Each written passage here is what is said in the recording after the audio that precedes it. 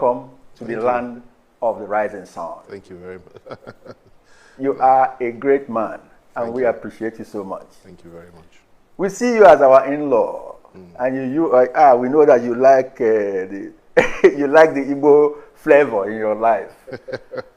What brought you to the land of the rising sun? Igbo flavor, that's a nice way to put it. A spice of Igbo in your life is good. Well, my sons are half Igbo, yes, my sons are half Igbo, and have a lot of, some of my best friends, brothers, and even sisters are here in the East, and are Igbo. And I think they're wonderful people, and I've always tried my best to stand for them and speak for them, because I think they've been through a lot over the last 60 years of the existence of our country. Integral parts of Nigeria, very great people, industrious people, hardworking, resilient, and irrepressible. Very few can recover from what they recovered from. And when I say they, I should say we, because I'm very much part of you. And like I said, my sons are half Igbo. And most importantly, we're all Nigerians. So it's a pleasure and an honor and a privilege for me to be here. You're welcome. You're welcome, FFK. What brought you in this particular trip? You are in Enugu now. Yeah, many people may think that we are doing this in Abuja or in Lagos, but we are in Enugu. No, I came to see my friend, good friend and brother of mine, the governor of this state, Governor FaniKayode, to discuss a number of political issues and so on and so forth. And I come here quite regularly. I consider this to be, and it is indeed, the capital of the old eastern region. Enugu is the heart of the East. A great city with a great history, and a city that has been very kind to me personally over the years for so many reasons. But most importantly, my great friend in the East, somebody that has always stood by me, and I've always stood by him ever since he began his tenure as governor, is Governor Ogwuanyi, and he is one of the most remarkable and extraordinary people that we have in our country, and I'm very proud of him. I'm proud of his achievements, the peace in Enugu, the progress, the development, and so on and so forth. And that's why I'm here to see him. So we discuss a number of profound political issues which touch and concern our country. You're welcome. Thank you. We're going to give you some local food. Which local Igbo food do you like? This is a season for the corn. I know you like to eat the corn. Well, you have to, sure. Now let's get down to the serious issue. Sure. There was this Southern Governors Forum, which they had a meeting in Asaba some months ago, and they had a repeated meeting in Lagos just a few weeks ago. And they were insisting on zoning of the presidency in the South. I don't know what you think about that. Do you think it's high time?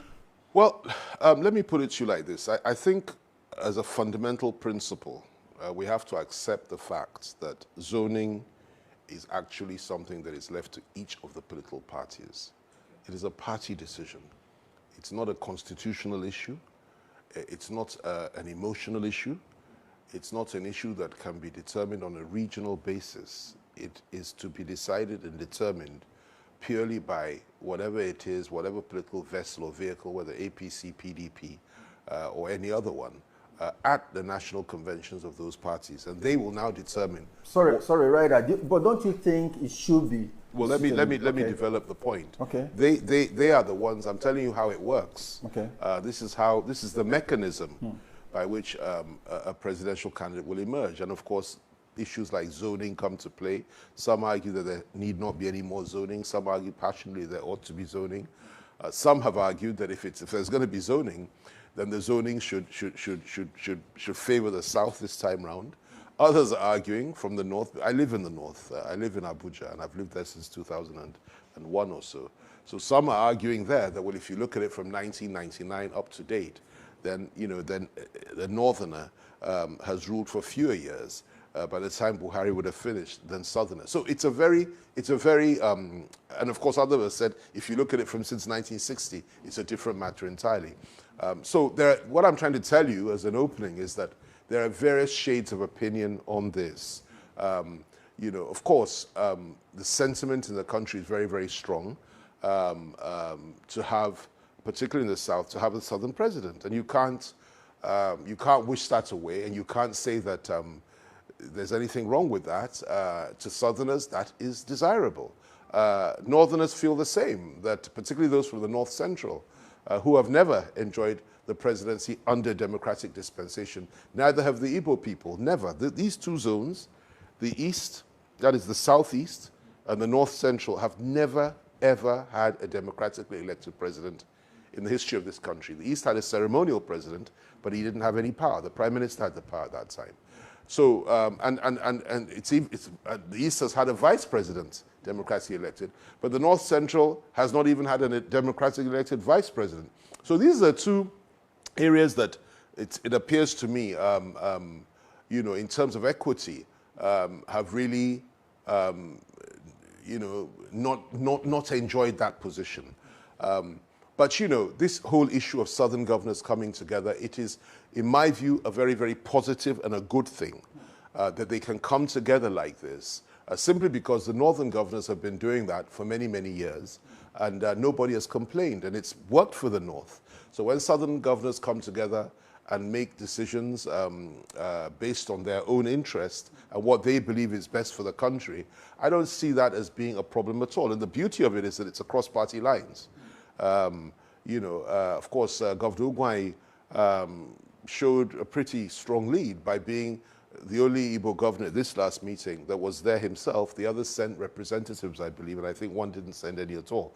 But there is this broad consensus in the South about so many issues, like restructuring and the issue of power shift and self-determination to a certain extent in terms of regional autonomy, autonomy to the states, devolution of power. These are the issues of the day. And of course, you can't blame them, and some and many would even commend them to say, okay, fine.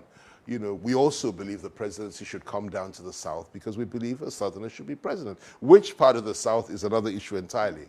But there's nothing wrong with that. It's commendable. But the reality of politics is that it is a game of numbers. And secondly, most importantly, we mustn't get emotional about this. It's all about the parties and their conventions. It is the party that will make that decision, and not a regional group. And let's see how that goes. Whatever I feel, I will fight from within whatever structure that I'm in to say, well, this is where I think it should go. But what I've learned about this game is when you say too many things publicly, it lessens your impact when you come across and discuss with people privately. And that's the reality of power. So let me just, I've spoken in various tongues, but I've spoken my mind, and I believe we should approach this very carefully. Because if tomorrow, let me give you an example. If tomorrow the Northerners got up and said, all the Northern governors got up and said, well, they believe the presidency must stay in the North. I'm not saying they will, and I'm not saying they ought to. So I wouldn't be misinterpreted. But if they do that, then there's a polarization. Or if tomorrow, you know, somebody says, well, the president should be a Christian, and others say, no, it must be a Muslim. You can see the kind of complexities that this pulls up. But as an individual, I commend their courage for stating an objective and saying, look, we want the presidency to come to the South, and we want to work together to ensure it happens.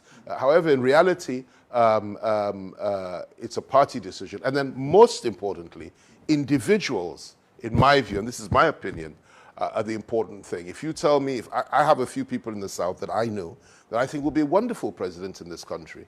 I really do, or president, vice president, or whatever. People like Ugwai and a number of others, you know, would make excellent presidents or vice presidents. And that is his and their due and their right. There are many. Some are not even governors. Some have never been in government. Some are not even in the public sector. Some are in the private sector. It's excellent material. And you also have excellent material in the North. So I tend to look at individuals more. If you tell me that you believe that Ugwai should be president, you believe that Bala Mohammed should be president, you should believe that Yahya Bello should be president, or you believe that somebody else, maybe Matawale or somebody, you know, or others from the South, there are many I could name here, should be president, then I'll be more interested to say, okay, well, let's look at that. But I don't take anything from those that have taken this position. And I believe that it's commendable, and at least they voiced it. There was a time Southern governors wouldn't even meet. They were too scared to meet. And that newfound courage, a newfound strength, can only invigorate our nation and can only help us to develop faster. And the contention for power is far more competitive now than it ever was before. So that's my view on this. Okay, so you are of the school of thoughts, you belong to the school of thought of people that think that rotation should not be it. No. You've completely misunderstood me. I believe that equity demands there ought to be rotation. Okay. Definitely. You can't keep on saying that power should be situated in one part of the country. There has to be rotation. It's right and proper. And any sensible political party will sit down and say, look, let this position go to a people that have either never had it or have had it less than anybody else. And I've told you where I believe the two zones that can claim that. That's how a serious politician thinks, because that's the reality of our game. However, in terms of regional, I have absolutely no objection. I commend those that have made this call, like I said. And I believe that it shows a larger, a greater proportion of courage and strength than has ever been reflected before. However, the reality, which is what we have to deal with, those of us that are in the game, is that as wonderful as it sounds, as desirable as it might be, at the end of the day, this decision will be made by each political party on its own. Now, please do not get me wrong. I'm not saying that I don't share their view, and I'm not saying that I do share their view. What I'm saying is that there are some parts of the South that have never enjoyed the presidency, the Igbos. They've never enjoyed it, never, in the history of our country. You've never had a democratically elected Igbo president with full power. And the North Central has not enjoyed it either in the history of our country. You've never had a democratically elected person from the North Central. Now, you go to somewhere like the Northeast. Now, they also have a pretty strong claim, and I'll tell you why. They've only ever had a prime minister for 6 years, Tafawa Balewa, who was killed after 6 years. Okay? So, you know, but you come to our part of the country, the Southwest, we've enjoyed power considerably. The South-South has had power through Jonathan. I'm talking about democratic. The Northwest has had more power than anybody else in terms of democratic presidents. But you have to talk. The North is no longer one. You know, this is, you know, you have Northwest, North Central, and the Northwest. And that's the reality, okay? And the South is trying to come together now, but each component of the South is also making claims. And I think that the Igbos, if you tell me Igbos should have the presidency simply because they've never had it before, I say, well, that makes sense, a lot of sense. If you tell me North Central, I mean, you know, they've never had it before, that makes sense. If you tell me Northeast, well, they've got a strong case because they've only ever had 6 years in the history of our country. You know, so that's all I'm saying. So it's a flexible position, but I'm saying it's commendable and it's good because you have to make a stake and a claim if you want something. And every Southerner should feel proud of the fact that the governors can come together and speak like this. After all, Northern governors have done it in the past without a response. And I'm totally against those that have condemned this call. People are, you know, groups are entitled to say what they would aspire to achieve, what they want. There's nothing wrong with that. Now let's put it to the test and let's see how things unfold in our country. Yeah, because that leads me to my next question. You know, from some quarters in the north, they think it's effrontery for southern governors to come together and even demand for the banning of open grazing. I don't know what you think about that. To come together, well, okay. Yes. First of all, to those that say it is effrontery for them to come together, I say that they're living, you know. These people are out of touch with reality. They're living in the past, and they may well have lost their senses. There's absolutely nothing wrong with governors or political leaders from a particular zone or a particular region coming together to fight a collective cause. And I commend the southern governors for doing this. And in doing so, they've only emulated what the northern governors have been doing for many, many years. And they've been doing it very, very effectively. Now the South, the governors of the South have woken up, finally, and are doing the right thing. Some believe they haven't gone far enough. Others believe that, well, let's give them time, let's see how it goes. And I'm very encouraged by that. For anybody to condemn that, that person is simply trying to confirm the narrative that Southerners are slaves, second-class citizens, which is a narrative that I have absolute contempt for and I do not accept. I believe strongly that if we're to remain together as one country, then every person from the north, the south, whether you're a Christian or a Muslim, whatever you are, as long as you come under the banner of Nigeria, the green, white, and green, then we are equal under God and under the law. And anybody that does not have that view, I am not even prepared to shake hands with, let alone talk to. I have utter contempt for those that consider themselves to be superior to anybody else. And it goes both ways. I have contempt for Southerners that believe they're superior to Northerners, and I have utter contempt for Northerners that believe they're superior to Southerners. We are one in this country. We may have differences. We may disagree on many, many issues. Some may even say they want the country to break up and they want to exercise the right of self-determination. It's their right to say that. It's for the rest of us, or those that don't share that view, to give them reasons to stay and show them love and hold them and not threaten them. But the concept that some are more equal than others, or that some are horses and some are horse riders, or that some are slaves and some are slave masters, this is a concept which I totally reject and I oppose with every fiber of my being, and so should everybody else. So the idea that it is somehow wrong, or it is a display of effrontery for Southerners, Southern governors to meet, is a despicable, a disgusting, and unacceptable mindset, which I totally and completely reject. Southern governors should meet to protect Southern interests. Northern governors should meet to protect Northern interests. And most importantly, all governors should meet, united as one, if governors forum, to protect the interests of their states and the Federal Republic of Nigeria. That's how it works. We all have that right, and I sincerely hope that's the way things will unfold in this country. So what do you think about the open grazing ban and, the other arguments? Well, absolutely clear. It's absolutely clear to me. There's absolutely no room for open grazing in this country anymore. Absolutely none. I mean, this idea that a cow can enter somebody's property, and eat up all their crops and take over the land, and they have a right to kill people and rape their wives and to carry AK-47s and to basically behave in a lawless way, a reprehensible way, and indulge in terror tactics, the most despicable type. For anybody to say that there's a place in any civilized society for such behavior is total nonsense. And the worst aspect of it is that the majority of these people are foreigners. They're foreign Fulanis. And this is a point that, when I say this, many of our people that are non-Fulanis get upset and say, no, why do you make that distinction? It's important to make that distinction because there are many, many, many Hausas and Fulanis being killed in places like Zamfara. And I happen to be a title chief of Zamfara, and I'm I'm Saudaki Shinkafi. I'm very proud of that. People are being killed in Zamfara state, killed in Sokoto, killed in Katsina, killed in Kaduna, not just southern Kaduna, but northern Kaduna as well. Northern Muslims, Hausa Fulani, are also being slaughtered, perhaps in higher numbers than southerners. And who does this murdering? Who are the people? You want to solve the problem? First, identify the problem.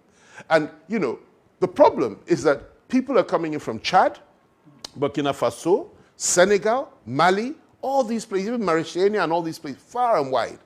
All from the West African Sahel, coming down from the Sahara Desert. Some are even Arabs, some are Tuaregs. Would you believe that? This is a fact. I've seen the reports. I've interviewed people, and I've sat with people, and I've gone to homes which people have killed, and they've burnt the homes, and I've seen the survivors. Some are not. Some don't even speak Hausa. They only speak French, and they speak a variant form of Fufude, which is not the Nigerian one. No. The point is they come here. They come here.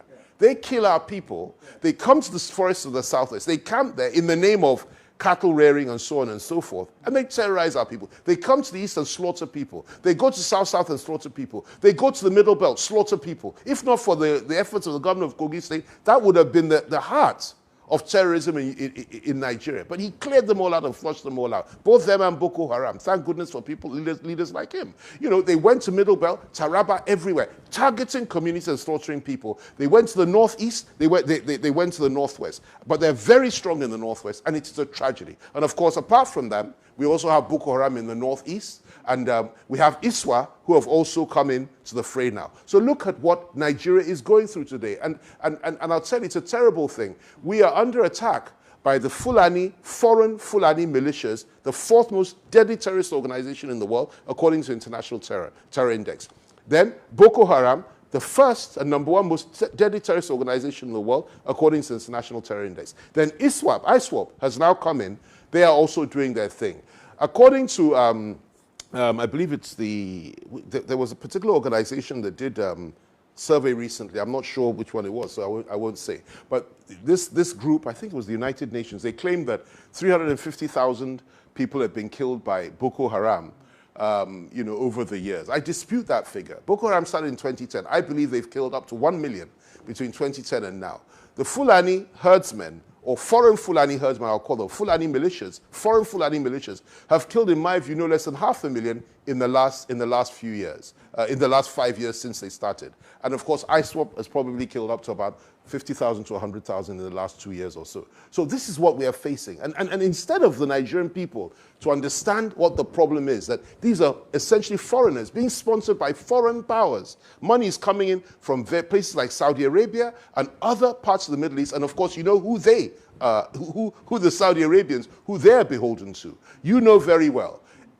And, I won't go too far, but I see the hands of foreign intelligence agencies here. I see the hands of perhaps even the CIA. I see the hands of many, many, many Western foreign intelligence agencies who do this sort of thing all the time. But what is our response to this? They bring in these foreigners, they fund them, they're tearing us apart, but our response has not been a good response. And it's not just the government, it's the people. What has been our response? And we're all guilty of it. I was guilty of it in the past. Until my eyes opened, I did the research, I went to Zamfara and places, and I learned the hard lesson that this is not just a question of Hausa Fulanis or Fulanis killing everybody else, or Hausas killing anybody, or Yorubas being slaughtered. Yes, we are all being killed. But the people doing the majority of the killing are people from outside this country. And what they want us to do is to now turn on ourselves and begin to kill one another in the name of an artificial war that we never created. Is it not an indictment on the immigration services that these people are infiltrating and there is nobody to hold account? It's an indictment. It's not just an indictment on the immigration service. It's an indictment on all of us, and including our government, including our security officials, including the ordinary citizens, the leaders and the followers, that we have a country whose borders are porous. And this has been the case for many, many years. These people are coming in from all over West Africa. And some of them have no decent country to reside in. All they have are a few cows in Senegal or wherever it is they come from, or Burkina Faso, all these relatively poor countries, or Chad around us. They see Nigeria as a great space, as a place that they somehow believe they can take by force because of our porous borders. They come in here with their arms, they slaughter people, they take their land, and they try to turn us against one another and make it into, oh, they're coming from the north, the Fulanis are coming to kill us. Those of us in Yoruba must now retaliate. You now look at an innocent Hausa Fulani person and you target him and you kill him. And of course, the Fulanis themselves say, oh, it's Southerners are killing our people. You now threaten to kill Southerners in the north. If this kind of attitude continues, and of course you come to the east, the Igbos say it's all Northern and Nigerian. It's not so. The reality is that these people are mainly foreigners. And what they want to do, let me tell you, this is very important to understand. What they're trying to provoke, those that are funding them, those that are organizing them, because they're very well organized, what they're trying to provoke is a reaction from the rest of us to begin to target one another. For Fulanis, Nigerian Fulanis, to turn full scale on non-Fulanis. For Hausas, to kill Fulanis. For Yorubas, to kill both. For Igbos, to kill anybody in their territory that's not part of it. Until we have a full-scale, massive, fratricidal butchery, a terrible civil war in this country where everybody's fighting everybody, and we will lose at least 50 million people over the next 5 to 10 years, God forbid. That is what these foreign powers want to achieve in Nigeria. And we need to be extremely careful. Identify who the enemy is, build the bridges, come together. It's very easy to say, oh, let's Let's begin to fight. Let's begin to do this. Yes, there is a place for self-defense. And I've always said it from the beginning that anybody comes to my home to attack me or attack my children or attack my family, I have the right to cut that person's head off. It is a constitutional right. Nobody can take that from me. I'm not saying people should not defend themselves. I'm not saying communities should not defend themselves. When you see what has happened in places like Southern Kaduna, in Numan, and other parts of this country where these people have committed atrocities, you know every community has the right to defend itself. But what I am saying, though, is that we need to be extremely careful that we do not demonize one another to a point that we begin to attack each other based simply on ethnicity and religion. And that's the greatest fear that I have for Nigeria today. That, for me, is the nightmare scenario whereby we just begin to turn on one another and there's an unrestrained barbarity from both sides. And we no longer, even see each other as human beings. We can't do that. We mustn't do that. We must not let that happen. Whatever differences we have, let us settle them in a peace. And there are many differences. Yeah. I concede that. Let us sit down. Let us be reasonable and rational. Let us negotiate. Let us talk. And let us settle those differences and perhaps build a new Nigeria. And that's my own view. Yeah. So when you talk about foreign powers being behind this, is it not a serious accusation to mention the CIA? Well, why would it be? Look at the history of the CIA. Listen, I'm a very educated person. I want you to understand this. I've never been to school in Nigeria. From the age of 6, I went to the best schools in the world, up until the time that I finished at Cambridge University. Just like my father was at Cambridge, my grandfather was at Cambridge, and my great-grandfather was at Durham University. I'm a product of the British system, and I went to the best schools in the world, Harrow in the United Kingdom. Now, I'm not just telling you this because I want to beat my chest, and my children the same. I want to tell you this. I'm telling you this for one reason. I know the history of the British. I know the history of the Americans. I know the history of the West, inside out. And it would be a very naive person who would sit back and say, these kind of things are not done by Western intelligence agencies. Okay, you want me to give you a little bit more proof. Look at Libya. Good example. What happened? Look at Afghanistan. Look at the track record. Look at what's happening in these countries, the same pattern. I mean, I could name so many others. Who funded ISIL? Who funded ISIS? Who funded them against Bashar al-Assad's government, which was a secularist government, which did not believe in Islamic fundamentalism, though he's a Muslim, and which protected Christians, Shia Muslims, and minorities? Who attacked them? Who funded ISIS when they attacked? Was it not the Saudi Arabians? Who controls the Saudi Arabians? I could go on and on and on. So it would be very naive for somebody to say, oh, we mustn't say these things, CIA or other security agencies don't do things like that. That would be the height of naivete. They certainly do. And in my view, I put this question to you, and I'm still waiting for an answer. I put it to another journalist that asked me some time back. Why is it that when we were fighting the war against Boko Haram under President Jonathan, the Americans blocked all sales of arms to our military and refused to sell us arms and told others, like the Israelis, not to sell us arms? We had nothing. We couldn't buy arms anywhere. They blocked all sales. And they refused to declare Boko Haram as a terrorist organization. They refused to do that. They did that late 2014. When it was very clear that they had no choice. But for many years, they refused to do that. Why is that? And why is it that we had to resort to buying arms with cash through third parties, which we did, and then we had to now employ the services of Ibn Balo, Executive Outcomes, and foreign mercenaries to come to Nigeria and fight Boko Haram for us alongside our military. And we cleared the whole territory and took back the territory the size of Belgium, a nation in Europe, from these terrorists when we did it ourselves. Why is it that the West was so hostile? Why was Obama so hostile to us at that time? Now, that's a question that has not been answered up till today, and many people even fear to ask it. Well, I'm not looking for visas to travel abroad. I know the UK, I know America, I know the West. I'm a product of the West. I don't need to go there. If they don't like me, it doesn't matter. And I have nothing against them. I'm not saying I do, but what I am saying is this, that clearly, there's more to this than meets the eye. And what I see is Nigeria being set up. Just like Libya was set up for destruction, Syria was set up for destruction. They escaped it, by the way, because of the Russians. Iraq was set up for destruction. Afghanistan was set up for destruction. And so many other countries have been set up for destruction by these same people. Nigerians need to be very, very astute. We must not allow anybody to push us into a civil war. The East have legitimate concerns about their welfare in Nigeria. The Southwest today have legitimate concerns. So do many in other parts of the country, including parts of the North, the northern minorities and so on and so forth, and even the northern majority. We all have legitimate concerns. What we mustn't do is turn the guns against one another or allow anybody to provoke us into beginning to fight against one another. Why? Because it's unnecessary. And it would only put us in a situation that is far worse than we are today. I think you've made a very strong statement, FFK. So what you're saying is that the efforts of people like Sunday Igboho and Nnamdi Kanu are playing into the hands of the game of these master planners? No, is that what you're saying? No, I'm not saying that at all. That is an oversimplification of what I'm trying to say. People like Nnamdi Kanu, Sunday Igboho reflect the aspirations and beliefs of the people that they speak for. There's no question about that. The majority of the Yoruba people love Sunday Igboho.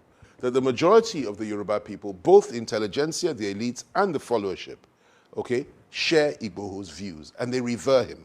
And what are those views? Protecting the lives and property of Yoruba people, and a situation where they believe, he believes, and those that support him believe that there should be self-determination. Why? Because Nigeria is no longer protecting the people of the Southwest. Nnamdi Kanu in the East, I believe strongly, and I've been coming to the East for many years, as you know, and I'm a friend of the East. I love the East. There's no Eastern governor that I do not know well, whether it's Umahi or Biano, all of them. We're friends. I have great admiration for people of the East. But I'll tell you this, that the aspirations of Nnamdi Kanu, in my view, is shared by the overwhelming majority of young people in the East. So these are people that you cannot ignore. Now, they're my personal friends, by the way, as well, and I never deny my friends in good or bad, just like I have many Northern friends. But I'll tell you this much, though. Where I think we need to be careful is where we say, okay, fine, that we have these aspirations, and then we begin to try to implement them by the force of arms. There's nothing wrong, in my view, with Nnamdi Kanu and Sunday Igboho speaking about self-determination. That is their constitutional right, and people are entitled to have that view. What I think there's a problem, though, is where people begin to pick up arms and guns and target policemen, target security personnel. So it doesn't help your case. It doesn't help the cause. Now, Igboho hasn't done that at all, in fairness to him, in my view. Kanu stands accused of doing that. I haven't seen any evidence of that, and I don't want to believe he would ever do such a thing, and neither do I believe the IPOB would. But it's very important that whatever we feel, however passionate we are, and there are few people that are as passionate as I am when it comes to the issues of inequality in this country and the way in which many Southerners and many Middle Belters have been treated in the past. I have spoken out more than anybody else over the years. People are talking now. I've been saying these things for the last 5 years. But so you will grant me the right to say, listen, thus far and no further. Let's not push it too far. Defend ourselves, insist on our rights, insist on an equitable Nigeria, grant those that want self-determination the right to speak it out if they want, and try and convince them to stay if that's what you want. But what we mustn't do is, out of passion and anger, push ourselves into a civil war situation. We must also reach out to those on the other side, if you like, who many from the South and Middle Belt perceive to be the enemy. Reach out to them and make it clear to them that, look, whatever excesses took place in the past, this is the new dawn, that nobody will accept any nonsense or any kind of subjugation or any kind of attempt to humiliate us or cheat us. Nobody's going to accept that anymore in Nigeria. And those of us that are moderates, that have been saying, let us build these bridges, if you don't stop your excesses, those behind us will push us aside and say, well, you've tried your best, and then it'll become something completely different, which is what we don't want. What do you think about the arrest, or would I say the adoption of Nnamdi Kanu recently? He's a good friend. What's your opinion? Well, let me tell you this. I know how government works, and I left government in 2008, but I know how government works. I was born into the corridors of power, and one of the things that I believe one has to recognize is the fact that when you have channels of communication open to elements within the government, and you believe those elements may be able to effect your purpose or reflect your opinion within the circles of power in order to achieve whatever you want them to achieve, then you have to be very careful what you say publicly. The minute you start speaking publicly and say this, they will not listen to you anymore, and you will not be able to achieve your objective, which is why I'm being extremely careful. First of all, I condemn the fact that he was tortured in Kenya. That is unacceptable to me. He was tortured for for 8 days and so on and so forth. The circumstances under which he was brought back to Nigeria are questionable. But I would rather, and I've said a little bit about that. I've said a little bit about my friend Sunday Igboho as well, what happened in his home, when it happened. But outside of that, I don't want to say anything, because everything I'm saying, believe me, I'm saying it privately to those within this government, the corridors of power that I'm very close to, and I'm making those representations strongly, and I'm saying that, look, we need to have peace, and if you want to have peace, let's remember that you've got to talk to even those that you consider to be enemies. Okay. The lawmakers somehow, do you think they are shy of electronic voting? Looking at what's been happening in this recent time. Well, I don't know. I mean, the point is that each will speak for himself. But in my view, it's something that I don't see why people would want to get rid of that unless there's more to it. So let me just leave it at that. I find it curious that why. What do you see? What do you think? What do you see happening there? Was it intentionally tampered with the electoral bill? I really wouldn't want to say, because I don't know. The answer to the question is I really don't know. But what I do know is that it is important for us to do the right thing. And because this next election could make or break Nigeria, and we've got to be very, very careful with what we do. Okay, and I appreciate that.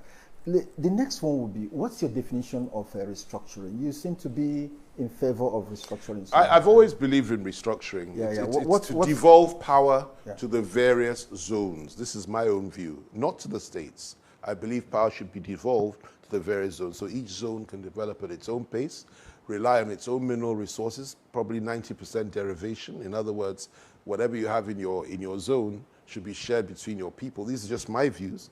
A certain element of the ability to make decisions concerning local matters in your zone, and less power for the federal government in those various zones. That's what I believe in, and it's called devolution, and devolution of power. And I believe we need a true federation. I believe we need state zonal police forces. I believe that we need possibility of zonal military commands in view of what's going on, and so on and so forth. And if you look at the First Republic, you actually find that this is what we had in the First Republic. And in fact, the Southwest, the Western region as it was then, my dad was deputy premier of the Western region, had its own embassy in the United Kingdom, had our own flag, had our own anthem, and so on and so forth. And yet we were still within Nigeria, a wider Nigeria. And I believe that we need to consider the possibility of going back to that. But the challenge that we have today, though, is greater than that, because the call for restructuring appears to be only voiced by people in my generation and older. The challenge we have is that the call for self-determination is now vogue, whether anybody likes to accept it or not. And this is something that we need to understand. And what we need, amongst the younger generation, what we need to do is find a way of meeting them halfway by saying, listen, we don't have to go our separate ways if you devolve power. But many of them want to go their separate ways, and we need to give them a reason to want to stay in Nigeria. And that means you must have an equitable Nigeria where everybody is treated equally and fairly, and the wrongs of the past are put right. Let me give you an example. 3 million people killed during our civil war. Civilians. 100,000 people killed in the first pogrom before the Civil War from the east, in the north. Issues like abandoned property, issues like the way in which the Igbos were humiliated and marginalized over the years. The Nigeria, and I'm a Nigerian, has never apologized for this. I believe that that's where it all starts, the healing process, for the psyche of the Igbo man. If I were an Igbo man, I know how I'd feel. You must always put yourself on the other side. Know how I'd feel. I'd feel terrible. and I'll feel so much resentment in me. Okay? So that's that. That needs to be done. That's the start. Then you now go to the Southwest and assure the people that what happened to the Igbos will never happen to us. That is to say, we will not be treated in this way. Neither will anybody else in the South, and neither will anybody in the North. We must all come to terms with our history, accept it, apologize to one another, love one another again, and try to reach out to the younger ones who are saying no more Nigeria, to make them understand that perhaps we can still salvage Nigeria. And if we can't salvage Nigeria, well, then so be it. But let it be peaceful. There seems to be a very sharp divide in this opinion of whether restructuring or secession. The North does not want to hear any of those. Do you think that the South have not been able to really convince or lobby them to see the advantages or otherwise? Well, first of all, it's not everybody in the South that wants secession. It's the younger generation that wants secession. And when you say secession, I don't like the word. Self-determination is the word to use. But there's a big difference between the two. Okay?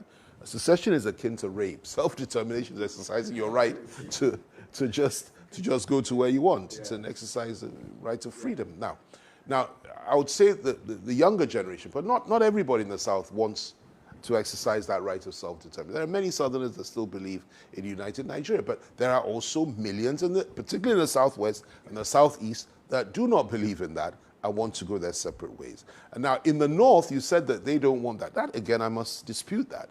There are elements in the North who have said clearly and categorically that if others want to go, then they too, they're ready to go on their own. And I'm talking about the core North. They're also saying the same thing. Some of them, not all. But the mainstream, just like the mainstream political leaders in the South, the mainstream political leaders in the North are all saying no. We don't want secession. We don't want self-determination. We want united Nigeria. Some are saying there should be a restructured Nigeria, and therefore Nigeria can remain united.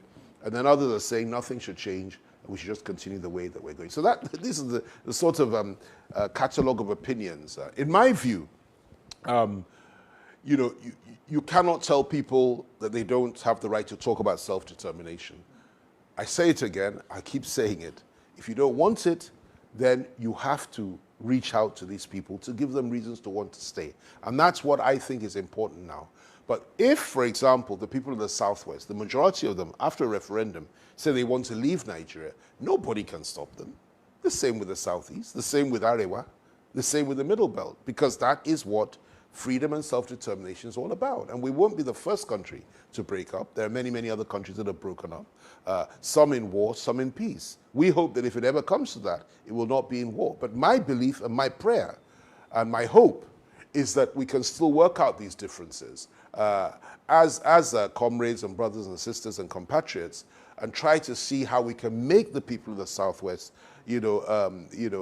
retrace their thinking and say, okay, maybe we should give it another opportunity. Same with the people of the East and the same with the people of the North. That, I think, we should do. If we do that, we attempt that, and if it doesn't work, then we know that, well, truly, we were never meant to be together. But it might work. Some people accuse the Jonathan administration, which you were part of. I was not.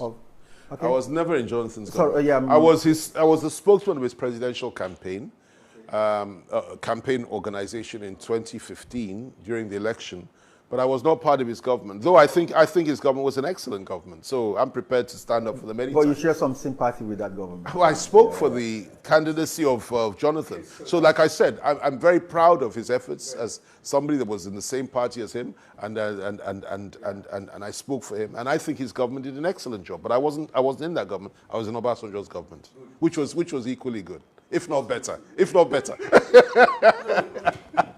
People can attest to that now anyway. So some people accuse the Jonathan government of not being able to take the opportunity he had to initiate this restructuring thing, especially after the confab which he organized.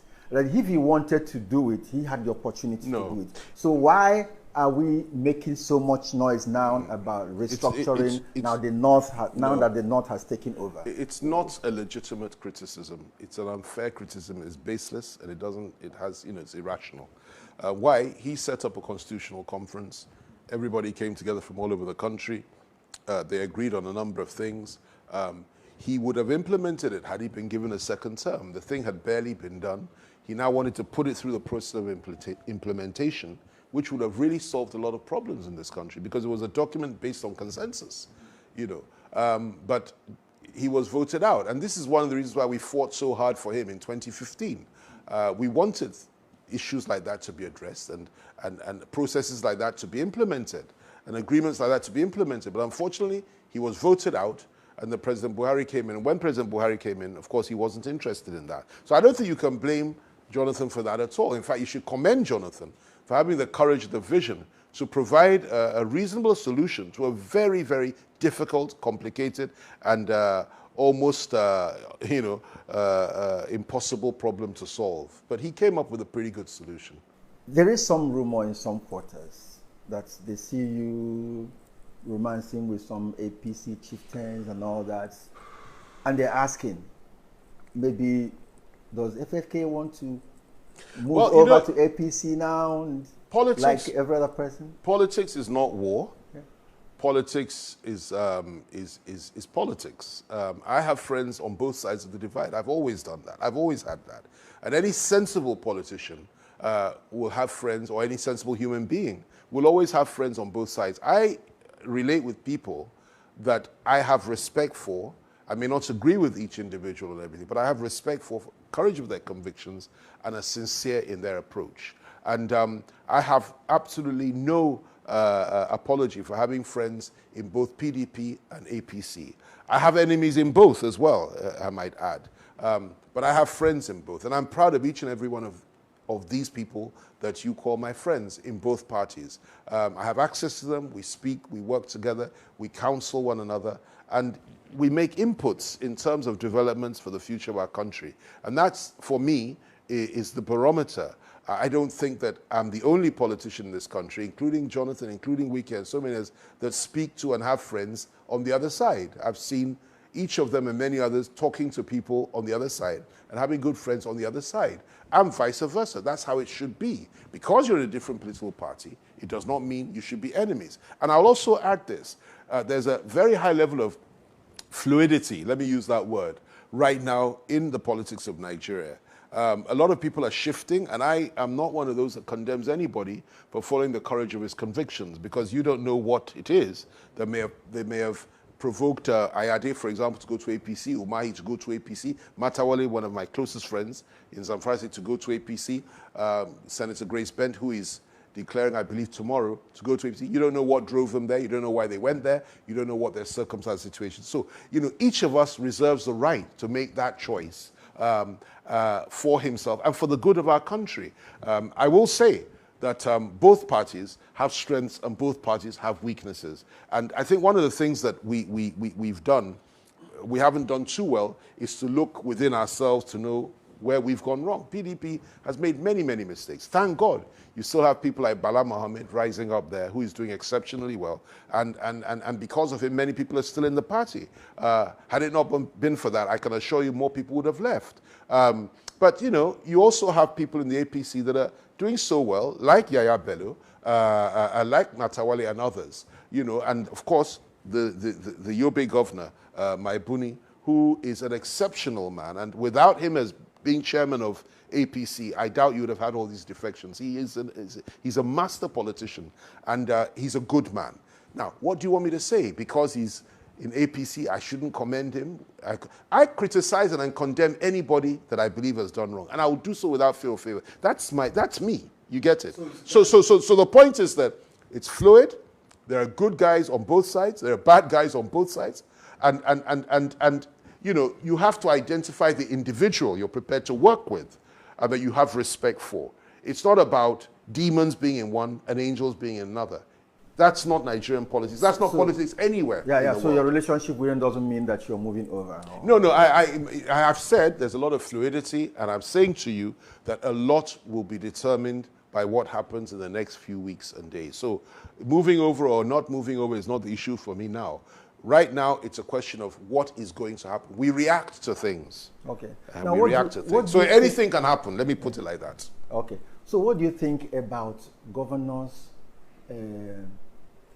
cross-carpet into a different political party with the mandate of a different party, because it's clear that in the constitution what people vote for is the party, and then the governor is an individual and he gets this he gets this mandate from one certain party and moves over. I believe that is it not causing a lot of problems? This did not just start now. This started in 2015 when a handful of governors, including Bukola Saraki, Tambuwal, and a number of others, decided to leave the PDP, scuttle the PDP, sink the PDP ship by moving across to APC. You remember? No. I'm coming to it. I'm coming to it because you said it's in the context of what is happening now. So I'm telling you that those complaining about it now were the ones that actually started this process in 2015. Now, they did it to the PDP at that time for reasons best known to themselves. And we fought them. We fought them. They joined the APC at that time. Now, look at what's happening now.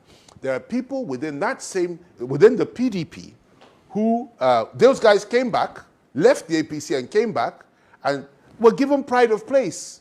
Atiku, all of them. Bukola Saraki, Atiku, given pride of place in the PDP that they scuttled in 2015. They now came back, given pride of place. Okay? And now you have people that have been PDP stalwarts all along are saying for whatever reason, different reasons, that they want to go to the APC, and they're going to the APC. And then you that did it before is criticizing him for going. Look, it's each to his own.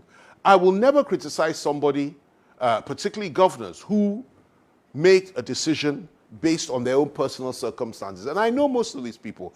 I know Ayade very well. I know Umahi well, and I know Matawale well, and I know most of the others very well. And I've had an interaction with them, and I know why they did what they did. I'll be the last to criticize them for doing what. They have the right to make that decision and that choice. Now, you spoke about the constitutionality of the action. That is a matter for the law courts to determine.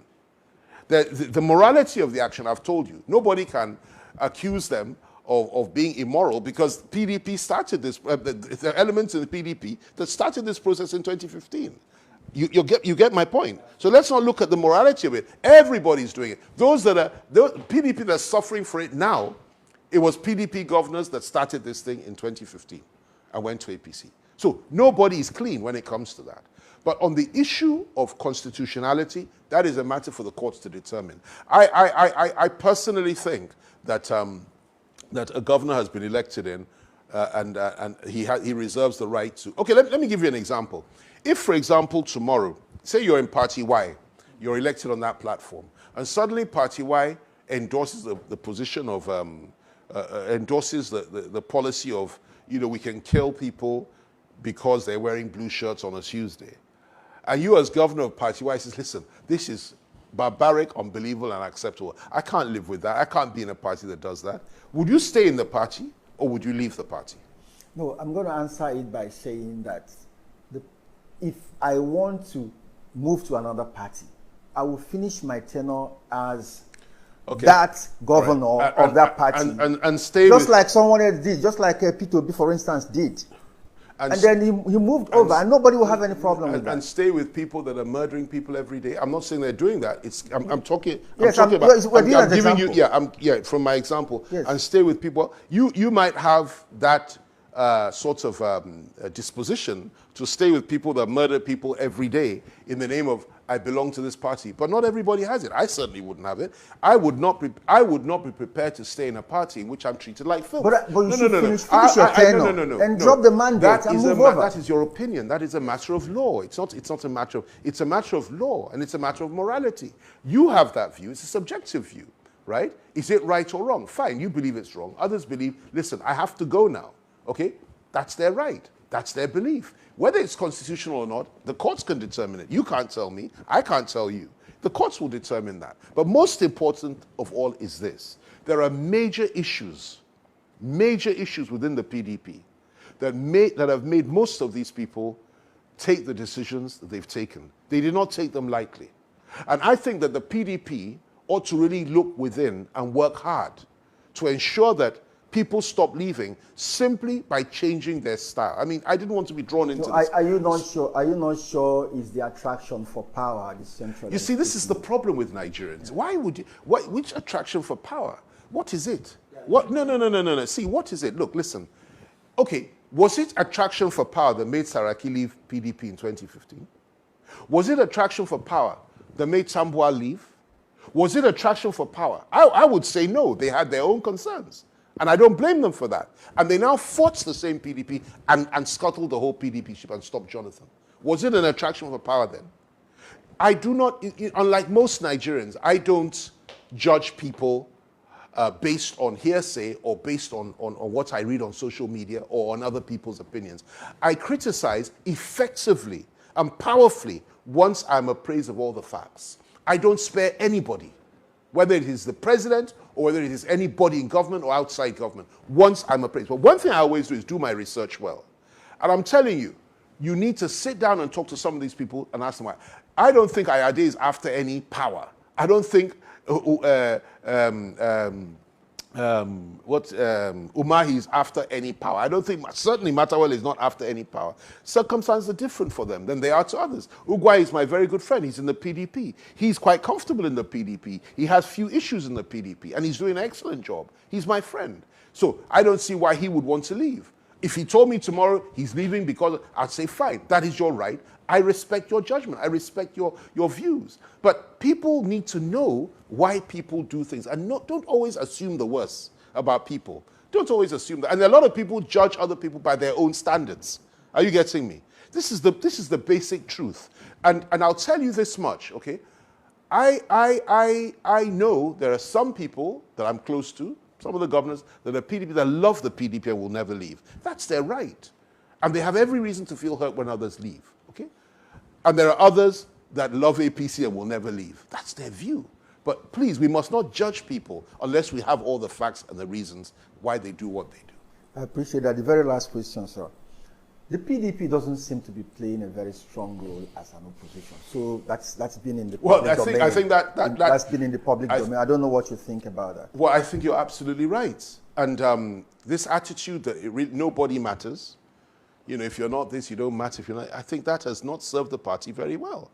I don't like criticizing the PDP. If you notice, I try not to, because even if I'm not going to be in PDP tomorrow, I am in PDP. I've made a point that I will not be the one to be shooting bullets at them. But there is a lot that still needs to be done within this party. I mean, a situation whereby a survey was done, this poll was conducted by Vanguard newspaper, I think about 6 months to a year ago. And they said, who have been the most consistent voices against the federal government and President Buhari over the last 5 years?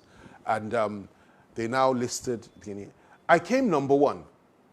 Next came, I believe, Reno Mokri, who doesn't even live in Nigeria. Next came, I believe, Wike or Fayoshi. And then it was either Wike or Fayoshi, third or fourth, or vice versa. And then number 5 on the list came the People's Democratic Party. It's extraordinary. A political party is meant to keep a government on its toes. PDP has not been able to do that. Now, in my view, there's something wrong with that. And this is probably one of the reasons why people are saying, well, look, something has gone wrong. There doesn't seem to be any change. And we need to consider perhaps fighting the battle, and this is very important for you to appreciate, fighting the battle for justice and equity from within the party that is in power.